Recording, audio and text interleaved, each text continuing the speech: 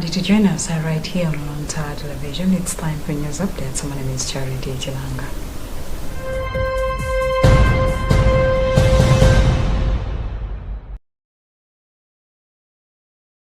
Pope Francis is today, Tuesday, November 21st, 2023, Christmas at the Nativity.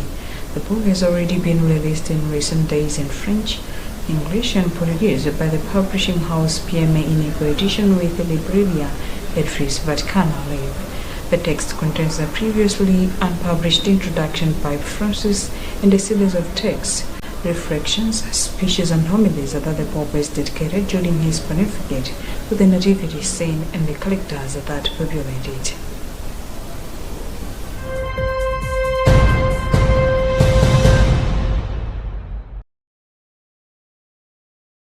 President Lazarus Chakwera has snapped a direct request from the leader of opposition in Parliament, Kondoni Nkrumah, to appear in the August House to respond to motions.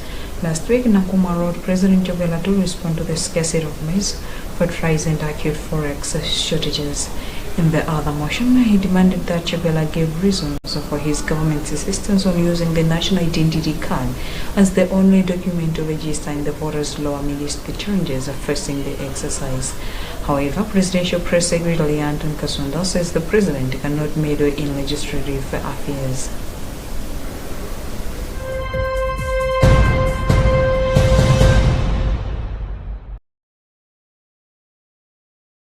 The World Bank has approved a $60 million United States grant to avoid acute shortages of critical and life-saving commodities in Malawi for the purchase of fertilizer and pharmaceutical use. Through the approved grant, commercial banks in the country will now have access to an import backstopping facility through the $60 million United States grant from the International Development Association, AIDA. In a statement, the bank says the contingent financing to import fertilizers and pharmaceuticals will address critical shortages in the market, which, if left unaddressed, have the potential to hinder Malawi's economy recovery.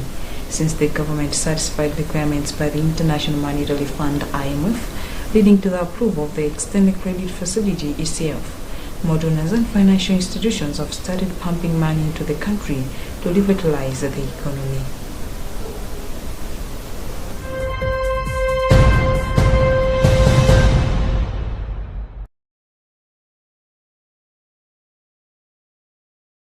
The Center for Social Accountability and Transparency has stressed the importance of a well-informed citizenry who can make educated decisions and demand accountability from the elected representatives.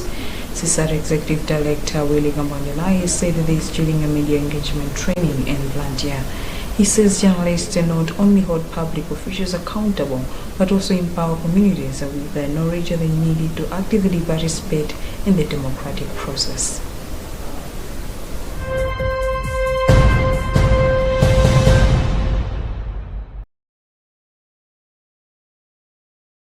The Lilongwe Principal Resident Magistrate Court has granted bail to former presidential bodyguard Norman Chisale with 7 bail conditions. Among others, Chisale has been ordered not to grant the media any interview regarding the case, as well as paying a fine of 500,000 kwacha. The use of insulting language, intimidation, and obstructing justice are the charges to which Chisale is answering.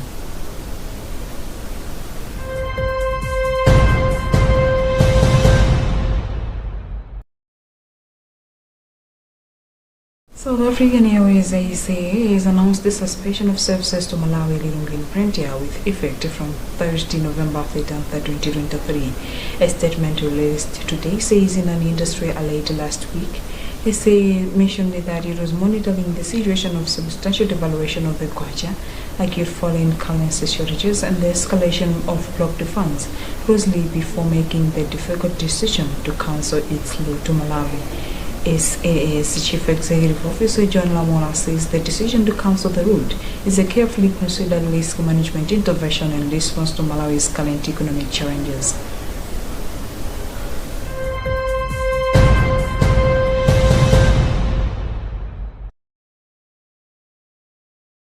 And in other news, more than a dozen people were injured and several are feared dead in Liberia after a vehicle rammed into supporters of President-elect Joseph Boakai.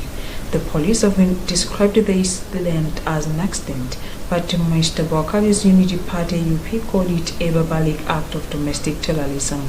It came just hours after Liberia's electoral body declared him the winner of last week's presidential election. In his concession speech, President John Choueir had called for unity.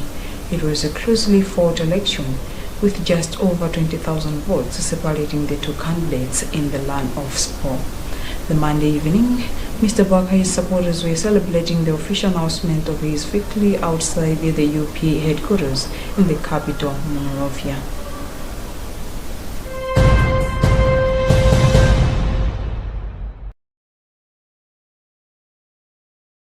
That's all we had for now. You've been with me, Charity Chilanka. Good afternoon.